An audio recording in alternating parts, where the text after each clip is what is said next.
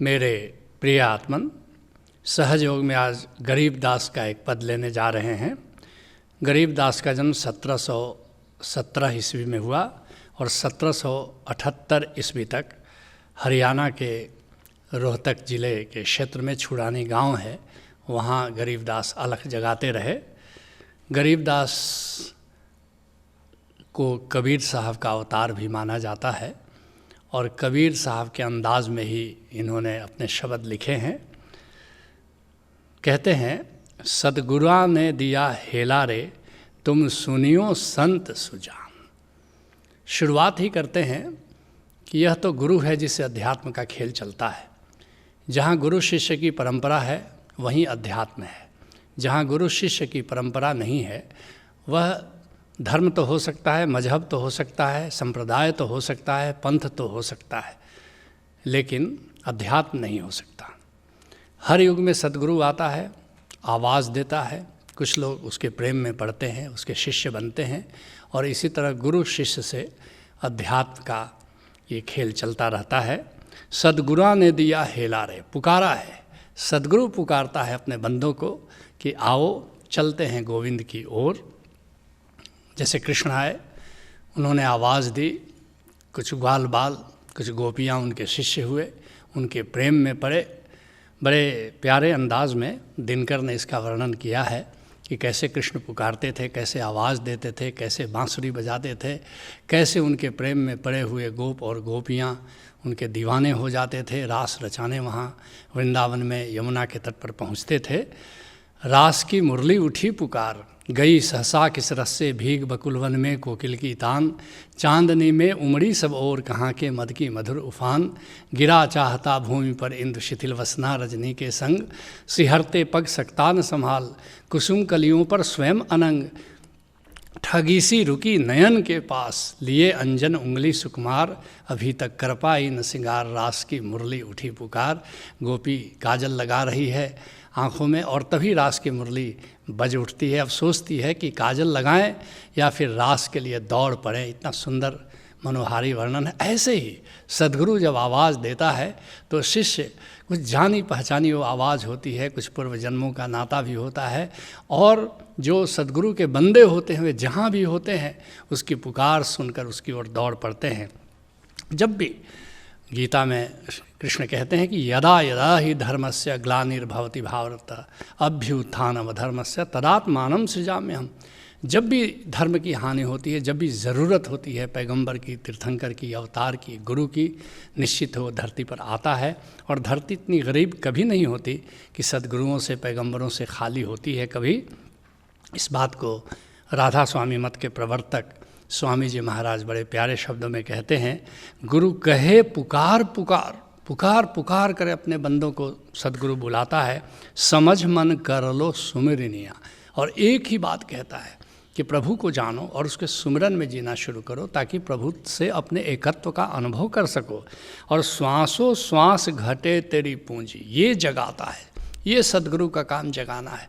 हर सांस के साथ जीवन मृत्यु की ओर सरक रहा है, हर सांस के साथ आयु छीज रही है, अवसर बीता चला जा रहा है और चली जाए यह उम्र ही नहीं। हर सांस के साथ उम्र बीतती चली जाती है। इसलिए जब तक ज़िंदगी है वो हमें चेताता है, जगाता है, प्रभु के सुमिरन में लगाता है। कहते हैं गरीबदास, सतगुरा ने दिया हेला रे, तुम सुनियो संत सुजान। मगर सदगुरु की आवाज़ सब नहीं सुनते।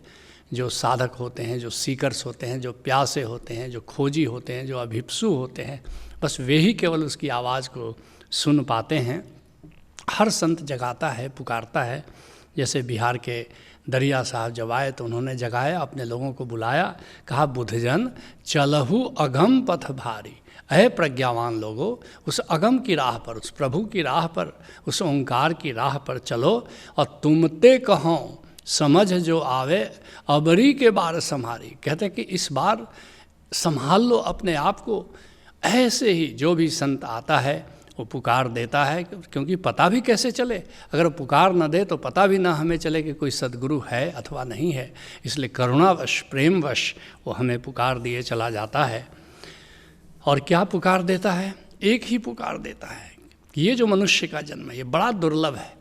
इट्स ए ग्रेट अपॉर्चुनिटी ये इतना महान अवसर है अपनी प्रभुता को जानने का, अपनी डिविनिटी को जानने का, अपनी भगवत्ता को जानने का। इस बात को गुरु अर्जुन देव जी बड़े प्यारे शब्दों में कहते हैं कि भई परापत मानुख दे हरिया, गोविंद मिलन की यह तेरी बरिया। वनस्पति कभी थे, कभी हम पशु थे, कभी हम पंछी थे, नाना प्रकार की योनियों से गुजरते हुए आज हमें मनुष्य जन योनि मिली है। तो ये एक बड़ा अवसर है। भई परापत मानुख दे हरिया, ये मनुष्य की देह मिल गई है। गोविंद मिलन की यह तेरी बरिया, बस ये बारी आ गई, ये संभावना, ये अवसर तुम्हारे सामने है कि अब गोविंद से मिलन हो सकता है।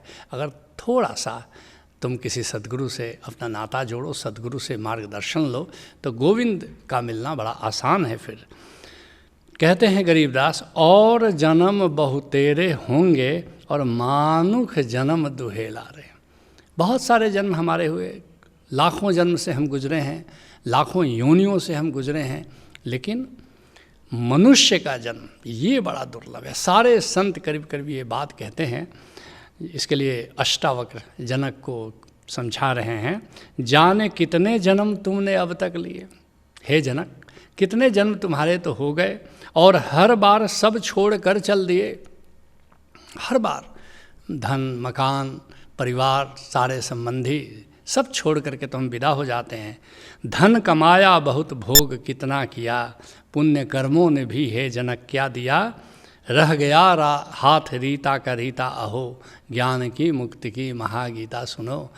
जैसे ही हमें ये बोध में उतर जाए, हम यहाँ पर आते हैं और ऐसे ही भोग में, धन कमाने में, दौलत में, शोहरत में, बस ऐसे ही क्षुद्र कामनाओं की पूर्ति में ये अवसर बीत जाता है। कहते हैं गरीबदास, और जन्म बहुतेरे होंगे और मानुख जन्म दुहेला रे। बहुत मुश्किल है मनुष्य का जन्म मिल जाना। कितनी बार कभी वृक्ष रहे होंगे हम, कभी पशु रहे होंगे, कभी पंछी रहे होंगे, और इतनी योनियों के बाद ये अवसर हमको मिला है।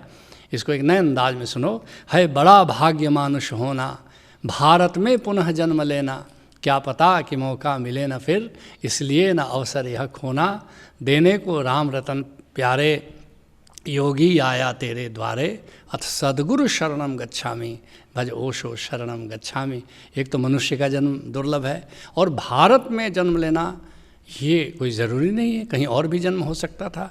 और याद रखना, अभी भी भारत में संतों के चरण चले हैं, उनकी धूल ही है, उनकी तरंगे हैं। आज भी भारत में गांव में कहीं संत मिल जाएगा, लेकिन अगर विदेशों में जाओ तो वहाँ संत मिलना बड़ा दुर्लभ है। तो इसलिए भारत में फिर जन्म हो जाए, और भारत में जन्म लेने के बाद कोई ज़रूरी नहीं कि सद्गुरु मिल जाए, लेकिन अवसर है, इसलिए इस अवसर को नहीं खोना है। कहते हैं गरीबदास, तू तो कहे मैं लश्कर जोड़ूं, लेकिन तू तो लगा हुआ है लाव लश्कर जोड़ने में, धन कमाने में, मकान बनाने में, सुरक्षा का इंतज़ाम करने में, भोग का इंतज़ाम करने में, जिसके लिए अष्टावक्र कहते हैं, बंध विषयों में रस। सुनो जनक, बंध क्या है? बंध विषयों में रस, मुक्ति उनसे विरस, ज्ञान इतना ही है मुमुक्षु जनक। बस किसी तरह विषय रसों से अगर तुम्हारा बंधन टूट जाए, विषयों से हट करके उस अमृत की तलाश में चल पड़ो जो तुम्हारे भीतर ही विद्यमान है।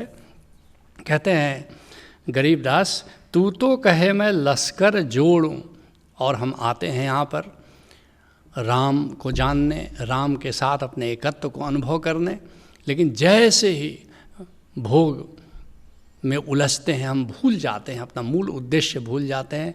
कहानी तो सुग्रीव की सुनी होगी कि उसने कहा कि अगर हमारी पत्नी मिल जाए तो हम आपका सहयोग करेंगे, लेकिन जैसे ही उसको राज्य मिला बस वो भूल ही गया राम के काम को। ऐसे ही हम यहाँ पर आते हैं और भोगों में ऐसे उलझ जाते हैं कि अपना जो मुख्य परम उद्देश्य है कि राम के एकत्व की दिशा में चलना, बस वही हम भूल जाते हैं। कहते हैं गरीबदास, तू तो कहे मैं लश्कर जोड़ूं, जाना है तुझे अकेला रे।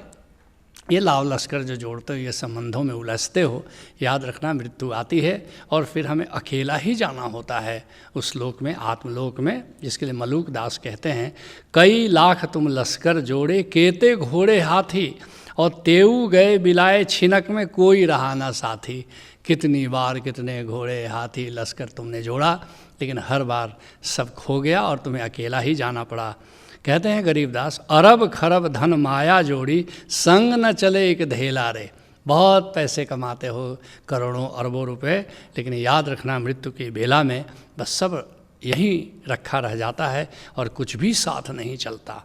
कहते हैं गरीबदास, यह तो मेरी सत की नेवड़िया और सतगुरु पार पहेला रे। कहते ये जो नाव है, ये ज़िंदगी की नाव है, ये हमें मिली है, लेकिन इसका केवट, इसका खेवनहार कौन है? ये सतगुरु है। इसलिए ज़िंदगी की नाव तो मिली, लेकिन अगर सतगुरु नहीं मिला तो बस तुम्हारी यात्रा की दिशा भटक जाती है। जिसके लिए मीरा कहती है, सत की नाव खेवटिया सतगुरु और भव सागर तरियाओ। ये सत्य की नाव, ये सत्य नाम को अगर बना लो, अपना नाव बना लो और सदगुरु को अगर केवट बना लो तो फिर तो भवसागर को तुम पार कर जाओगे। मीरा के प्रभु गिरधर नागर हरख ही जस गायो। कहते अब तो आनंद ही आनंद है, क्योंकि नाम की नाव मिल जाए और सदगुरु केवट रूप में मिल जाए तो फिर तो मौज ही मौज है। कहते हैं गरीबदास, दास गरीब कहे सुनो संतो, सबद गुरु चित चेला रे। अद्भुत बात कह रहे हैं, सुनो संतो, ये बड़ी गूढ़ बात है। सबद गुरु, ये ओंकार ही हमारा असली गुरु है। यही ओंकार जब किसी संत में जाग जाता है तो सदगुरु का रोल करता है, सदगुरु की भूमिका करता है। लेकिन असली सदगुरु तो ओंकार ही है, असली सदगुरु तो गोविंद ही है, और हमारी जो चेतना है यही असली शिष्या है। और जब शिष्या और सदगुरु का मेल हो जाता है, जब शब्द और चित्त का, चेतना का मेल हो जाता है, तो अध्यात्म का खेल चलता है। दास गरीब कहे सुनो संतो, सबद गुरु चित चेला रे। ये शब्द ही जहाज है, ये नाम ही, कहते हैं ना गुरु नानक देव, नानक नाम जहाज है। और ऐसे ही हर युग में तुम्हें एक संत मिल जाता है, तुम्हें आवाज़ देता है। हर युग में नाविक आते हैं, कुछ नूतन घाट बनाते हैं, तैयार खड़े जो चलने को उन्हें पार ले जाते हैं। खुल रही एक है नाव अभी, मत कहना मिला न दाव कभी। अथ नाविक शरणम गच्छामि, भज ओशो शरणम गच्छामि। तुम भी किसी सद्गुरु को खोजो, उसके साथ प्रेम से जुड़ जाओ और फिर नाम के रहस्य को उसके द्वारा जानो और नाम की दिशा में चलना शुरू करो। यही सहज योग है। हरि ओम तत्सत।